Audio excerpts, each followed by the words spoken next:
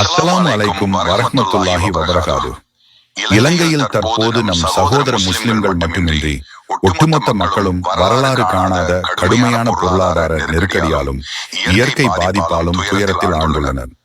உண்ண உணவின்றி, மருந்துமின்றி, வீடின்றி தவிக்கும் அவர்களின் நிலையை நாம் சற்றும் அலட்சியப்படுத்த முடியாது. இந்த அத்தியாவசிய தேவைகளுக்காக நாம் அவர்களுக்கு உதவ வேண்டியது இஸ்லாமிய கடமையாகும்.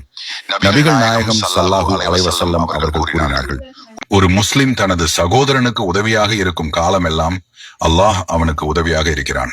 அறிவிப்பவர் அபூ ஹுரைரா ரலி நூல் ஸஹீஹ் முஸ்லிம். மேலும் அல்லாஹ்வின் தூதர் ஸல்லல்லாஹு அலைஹி வஸல்லம் அவர்கள் கூறினார்கள், ஒரு முஸ்லிமுக்கு ஏற்படும் துன்பத்தை ஒரு முஸ்லிம் நீக்கினால் கியாமத் நாளில் அல்லாஹ் அவனது துன்பங்களில் ஒன்றை நீக்குவான். அறிவிப்பவர் இப்னு உமர் ரலி நூல் ஸஹீஹ் புகாரி. இன்று இலங்கையில் உள்ள நம் சகோதரர்கள் உங்கள் சதகாவிற்காக காத்திருக்கிறார்கள். உணவுப் பொருட்கள், மருந்துகள், குழந்தைகளுக்கு தேவையான பொருட்கள் என நாம் அளிக்கும் ஒவ்வொரு சிறு உதவியும் அல்லாஹ்வின் பொருத்தத்தை நாடி செய்யப்படும் மிகப்பெரிய நன்மையான காரியமாகும். உங்கள் செல்வம் குறைந்து விடாது.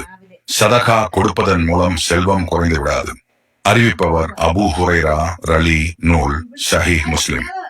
எனவே உங்கள் வருமானத்திலிருந்து அல்லாஹ்வின் திருமுகத்தை நாடி தாராளமாக வாரி வழங்குங்கள். நபிகள் நாயகம் ஸல்லல்லாஹு அலைஹி வஸல்லம் அவர்கள் கூறினார்கள், இன்ஷா அல்லாஹ் உங்கள் தியாகம் அவர்களுக்கு மறுவாழ்வை அளிக்கும். அல்லாஹ் நம் அனைவரின் நற்காரியங்களையும் ஏற்று அருள் புரிவானாக. ஆமீன்.